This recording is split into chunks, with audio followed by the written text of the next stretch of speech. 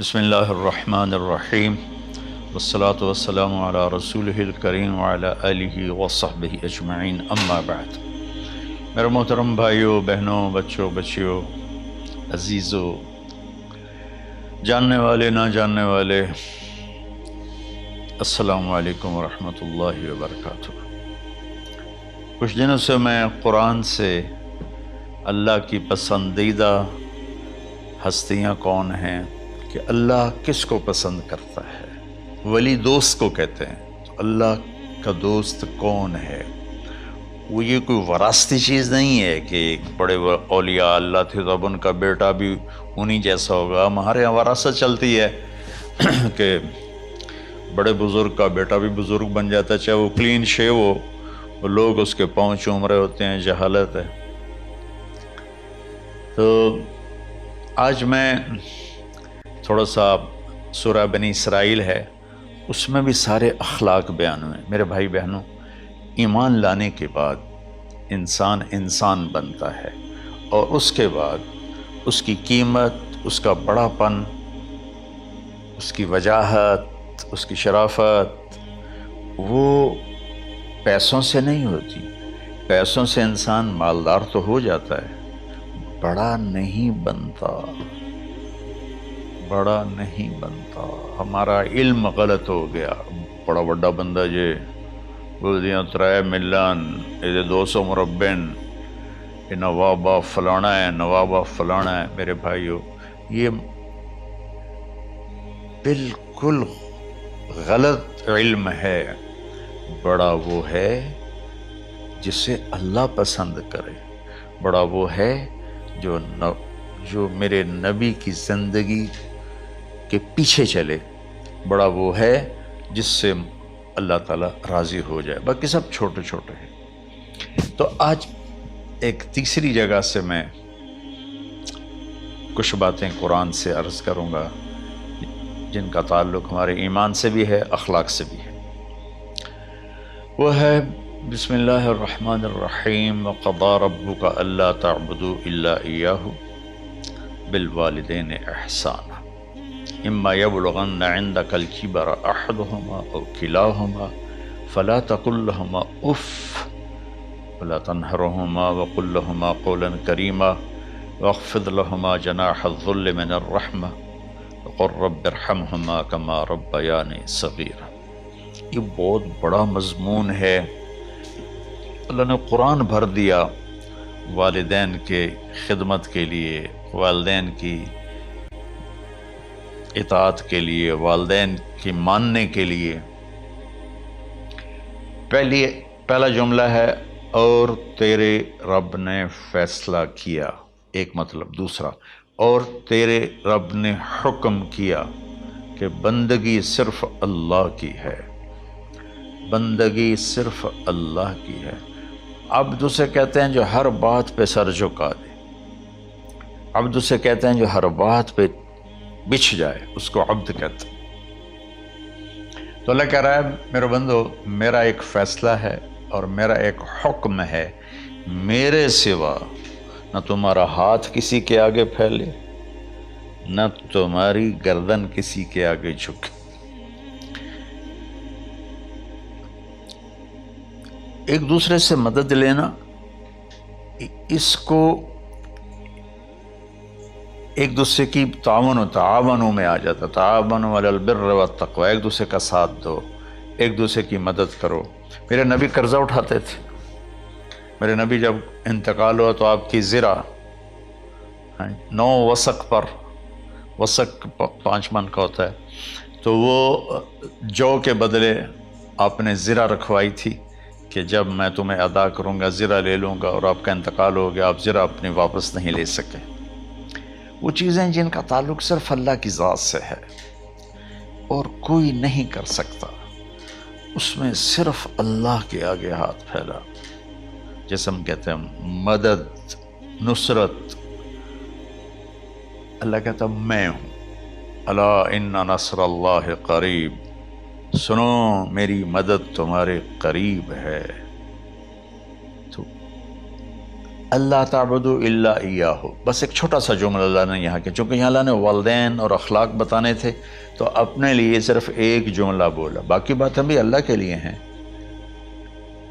لیکن اللہ نے میری بندگی، اس بندگی سے مراد 5 وقت کی نماز نہیں ہے، حج، روزہ، زکوٰۃ نہیں ہے اس کی مراد، یہ ساری باتیں داخل ہیں، اور اس کے ساتھ 24 گھنٹے کی زندگی اللہ کی مرضی پر گزارو، نفع آئے تو شکر ادا کرو، نقصان ہو تو صبر کرو، برداشت کرو، پھر بھی شکر ادا کرو کہ میرا رب یہ کہہ رہا ہے کہ میں نے صرف اللہ سے تعلق جوڑنا ہے۔ اللہ کے نبی نے اپنے چچا زاد بھائی عبداللہ بن عباس سے فرمایا کہ یا غلام، اے نوجوان، اسی کا بکلمات فاحفظہ، میں تمہیں چند باتوں کی وصیت کرتا ہوں، کیا؟ احفظ اللہ، احفظ اللہ یحفظک اللہ، یحفظک اللہ، اللہ کے اوامر کی حفاظت کر، اللہ تیری حفاظت کرے گا۔ احفظ اللہ تجدہ تجاہک، تو اللہ کے اوامر، اسلام، حلال حرام کی پہچان کر کے زندگی گزار تو اللہ کو ہر وقت تو اپنی مدد کے لیے تیار پائے گا۔ اور لمبی حدیث ہے، عشاء کی نماز کا وقت ہو رہا ہے، اس میں وہ جملہ جو اس میرے مضمون سے متعلق ہے، وَإِذَا سَأَلْتَ فَاسْأَلِ اللَّهِ، جب بھی مانگو اللہ سے مانگو، جب بھی مانگو اللہ سے مانگو، اللہ کے سوا کوئی دینے والا نہیں ہے، صرف اللہ ہے دینے کے لیے۔ وَإِذَا اسْتَعَنْتَ فَاسْتَعِنْ بِاللَّهِ، اور جب مدد کے لیے ہاتھ اٹھاؤ تو صرف اللہ کو پکارو، جب ضرورت حاجت کے لیے، مدد کے لیے ہاتھ اٹھاؤ تو اپنے اللہ کو پکارو۔ تو یہ حدیث کی بات بھی ہے اور یہ قرآن کی بات بھی ہے۔ اس کے بعد آگے اللہ کہتا ہے وَبِالْوَالِدَيْنِ إِحْسَانًا، اور اپنے والدین کے ساتھ احسان کرو۔ احسان کا کیا مطلب ہے؟ اللہ آگے اسی کی تشریح کر رہا ہے۔ ویسے احسان کا مطلب عربی میں ہوتا ہے، یہ جو ہمارا اردو کا احسان ہے، میں تیرے تو احسان کیتا تو ہوں میں نالے کی کر رہے ہیں، یہ بھی مطلب ہے، لیکن احسان کا اصل مطلب ہوتا ہے، احسان حسن سے ہے، حسن، حسن سے الف، 2 الف ملے اور احسان بن گیا۔ احسان کا مطلب ہوتا ہے کسی بھی کام کو جو دنیا کا ہے، دین کا ہے، اس سے انتہائی خوبصورت طریقے سے کرنا۔ جیسے کسی دلہن کا میک اپ ہوتا ہے نا، تو 5-6 گھنٹے 4 گھنٹے کے بعد وہ کہتی ہے، جو ہوتی ہے اس کا میک اپ کرنے والی، کہ جی بس یہ مکمل ہو گیا ہے اور اب اس سے آگے نہیں ہے۔ تو آخری اچھائی کی آخری انتہا پر پہنچ کے کام کرنے کو احسان کہتے ہیں۔ تو میرا اللہ کہہ رہا ہے، میرے بندو، اپنے والدین کے ساتھ وہ کرو کہ جو بھلائی کی، خدمت کی، ماننے کی آخری حد ہے۔ سبحان اللہ۔ وبالوالدین احسان، بالوالدین پہلے ہے، احسان بعد میں ہے۔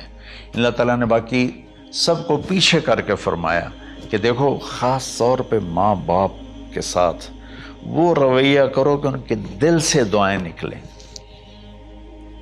چند دن پہلے ایک والد یوں ہاتھ اٹھا کے کہہ رہا تھا اپنے بیٹے، اکلوتا بیٹا، میں منگنا اللہ کو لو، اللہ تینوں چاہ لگے۔ باپ بیٹے کے لیے یہ دعا مانگ رہا تھا اور بیٹا اکیلا ہے، یہ بد دعا باپ کر رہا تھا۔ تو بھائیو، ایسی اولاد نہ بنو جس ماں نے پیٹ میں 9 مہینے اٹھایا، پھر جننے کی تکلیف برداشت کی۔ ایک شخص آیا حضرت عبید بن عمیر کے پاس کہ حضرت میں نے ماں کو اپنے کندھے پہ بٹھا کے پیدل حج کرایا ہے، مینا لے گیا، عرفات لے گیا، مزدلفہ، پھر مینا، پھر مکہ، تو کیا میں نے ماں کا حق ادا کر دیا؟ میں نے فرمایا ولا تلقۃ واحدہ، بیٹا ابھی ایک تلقہ کا حق بھی ادا نہیں ہو۔ تلقہ کسے کہتے ہیں؟ جب بچہ پیدا ہونے کا وقت آتا ہے تو ماں کو دردوں کی لہریں اٹھتی ہیں، وہ اتنی خوفناک ہوتی ہیں کہ ماں چیخ چیخ کے رہ جاتی ہے، اور بعض اوقات ڈیلیوری لیٹ ہو جاتی ہے تو وہ تڑپتی ہے، روتی ہے۔ وہ جو لہریں ہیں نا، پیٹ میں آتی ہیں جاتی ہیں، آتی ہیں جاتی ہیں، ایک لہر جو درد کی اٹھتی ہے اس کو کہتے ہیں طلقہ۔ میں قربان جاؤں، انہوں نے فرمایا بیٹا ابھی تیری ماں نے جو تجھے جنا تھا اس وقت جو تجھے درد، وہ تیری ماں نے درد کی لہریں برداشت کی تھیں، اس میں سے ایک لہر کا بھی حق ادا نہیں ہوا، یعنی کہ حق ادا ہو ہی نہیں سکتا۔ یہ مطلب کہ حق ادا ہو ہی نہیں سکتا، کہ بیٹا ابھی ایک کا بھی نہیں۔ پھر حضرت عبداللہ بن عمر سے ایک شخص نے پوچھا کہ اچھا یہ جو آدمی تھا یہ خراسان، یہ ایران میں ہے اور افغانستان میں، یہاں سے ماں کو پیدل کندھے پہ بٹھا کے مکے پہنچا تھا، اندازہ لگا اس نے کتنی مشقت اٹھائی۔ اور عبید اللہ بن عمر کہتے ہیں بیٹا ابھی ایک لہر کا حق ادا نہیں ہوا۔ یہی سوال حضرت عبداللہ بن عمر سے کیا ایک شخص نے کہ حضرت میں نے اپنی ماں کو حج کرایا ہے، سارا میں نے پیدل کرایا ہے اور کندھے پہ اٹھا کے کرایا ہے، تو کیا میں نے ماں کا حق ادا کر دیا؟ وَلَا زَفْرَةً وَاحِدًا وَلَا زَفْرَةً وَاحِدًا۔ کہ بیٹا تیری ماں نے تجھے پالتے ہوئے جو تھک تھک کے لمبے لمبے سانس لیے، ہوکے بھرے، ابھی ایک ہوکے کا حق بھی ادا نہیں ہوا، یعنی حق ادا ہو ہی نہیں سکتا۔ تو احسان کے آگے تشریح آ رہی ہے۔ تو آج میں صرف اتنی بات کروں گا کہ میرے بھائیوں، میری بہنوں، میرے بچوں، میری بچیوں، اللہ کے واسطے ماں باپ کو دکھ نہ دینا، ورنہ اللہ بھی ناراض ہو جائے گا۔ چند دن پہلے ایک بچہ بچی میرے پاس آئے، دونوں میڈیکل اسٹوڈنٹ تھے، کہیں کہ ہم شادی کرنا چاہتے ہیں۔ تو بچی نے کہا جی میرے والدین ناراض ہیں، وہ نہیں، اس رشتے پر راضی نہیں ہیں۔ تو میرے باپ کہتے ہیں اگر تو نے یہاں رشتہ کیا تو تیری میری ایک درمیان خط آئے، کھچ جائے گا خلیج، ہم اس پار نہیں آئیں گے تو اس پار نہیں آئے گی۔ میں نے کہا بیٹی جس ماں نے تجھے 9 مہینے پیٹ میں پالا، 2 سال تجھے دودھ پلایا، تیری پوٹیاں پیشاب صاف کیا، تجھے پیمپر باندھے، تجھے اٹھ اٹھ کے راتوں کو اپنی چھاتی سے دودھ پلایا، کیا اب اس کا اتنا بھی حق نہیں کہ تم اس کی رائے کا احترام کرو؟ اتنا بھی حق نہیں ہے؟ تو میں نے کہا بیٹا میری کوئی رائے نہیں ہے، تو اگر تیرے ماں باپ راضی ہیں تو بسم اللہ ضرور کر، اگر راضی نہیں ہیں تو دیکھو موت تک تجھے ماں باپ کی دعا نہیں ملے گی، اور ماں باپ کی دعا نہ ملی تو کچھ بھی نہیں ملے گا۔ تو بھائیو دوستو، خاص طور پر آج کے کالج کے نوجوان بچے بچیاں یہ ماں باپ کے ساتھ بہت بدتمیزی کرتے ہیں، چونکہ اس میں والدین کا پہلا قصور ہے کہ انہوں نے ان کو دین نہیں سکھایا۔ بچپن میں انگلش میڈیم سکول، پھر او لیول، پھر اے لیول، تو انہیں کیا پتہ ماں کون ہے باپ کون ہے۔ ایک پرانی بات ہے، ایک شخص اپنے بیٹے کو لے کر آیا کہ یہ میرا بچہ ہے اور یہ فلاں جگہ شادی کرنا چاہتا ہے، اور ہم میں سے کسی کی رائے نہیں ہے، اور یہ مانتا نہیں ہے، اور اس کے ساتھ اس نے نا دھاڑے مار کے رونا شروع کیا۔ تو میں نے بچے کو دیکھا تو یوں کر کے بیٹھا تھا، اس کا باپ رو رہا ہے، ہچ کیوں تو ایسے بیٹھا ہو۔ تو مجھے اچانک خیال آیا، میں نے کہا شیخ صاحب اس کو کہاں پڑھایا تھا؟ کہا جی امریکن سکول۔ اس کے بعد آسٹریلیا بھیجا تھا مزید تعلیم کے لیے۔ ان کے شیخ صاحب اس بچے کا کوئی قصور نہیں، آپ کا قصور ہے، اس کو تو پتہ ہی نہیں میری ماں کیا ہے، میرا باپ کیا ہے۔ ایک ہماری تہذیب تھی وہ ختم ہو گئی ہے، اس میں علم نہیں بھی تھا تو ماں باپ کے۔ میں نے اپنی آنکھوں سے دیکھا، میں نے اپنے دادا کو دیکھا لیکن مجھے یاد نہیں، لیکن جو میرے دادا کے چھوٹے بھائی تھے ان کو میں سنبھلتا ہوں، ان کو میں نے دیکھا ہے، 3ری 4تھی جماعت تک میں تھا۔ 61 میں ان کا انتقال ہوا، میری 9 سال عمر تھی، تو 8 سال۔ ان کے بیٹے جوان تھے، اور ڈیرے میں جب وہ بیٹھتے تھے تو ان کے بچے ان کے سامنے نہیں بیٹھتے تھے، ان کی پیٹھ کے پیچھے بیٹھتے تھے۔ اتنا ادب، حالانکہ چاروں کے چاروں دین نہیں جانتے تھے، تہذیب تھی، ثقافت تھی، جو آج کی تہذیب نے ہم سے سب کچھ چھین لیا۔ اب بھی آپ جاؤ بیٹا تھر پارکر میں گیا ہوں 2-3 دفعہ، اور وہاں مسلمان نہیں، ہندو عورتیں جب گاڑی گزرتی ہے تو گھونگھٹ کو نیچے کر لیتی ہیں، اپنا چہرے کو فوراً چھپا لیتی ہیں۔ تو خیر بہرحال میں نے کہا شیخ صاحب اس بچے کا قصور نہیں، آپ کا قصور ہے۔ تو میرے بچوں، اپنے ماں باپ کو خوش کرو، راضی کرو۔ ان کا راضی ہونا اللہ کی رضا ہے۔ میں اس کی تفصیل انشاءاللہ آگے بتاؤں گا، آج میں صرف اتنا ہی میں نے تمہید باندھی ہے کہ ماں باپ کا کیا مقام ہے، ان کی کیا عزت ہے۔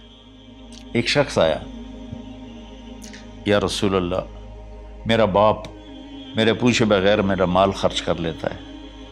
آپ نے کہا بلاؤ، چونکہ بچے کا ذاتی مال اگر ہو تو شرع کے لحاظ سے باپ پوچھ کے استعمال کرے، بغیر پوچھے استعمال نہ کرے۔ جب اسے پتہ چلا کہ میرے بیٹے نے شکایت کی ہے، تو عرب کی شاعری تو مشہور تھی، انہیں دل میں کچھ اشعار پڑھے۔ جو آیا تو جبریل پہلے آ گئے، یا رسول اللہ، اللہ تعالیٰ کہہ رہے ہیں آپ اس سے پوچھیں وہ شعر بتاؤ جو تیرے کانوں نے تو نہیں سنے، تیرے دل میں آئے تھے اور اللہ نے سن لیے۔ تو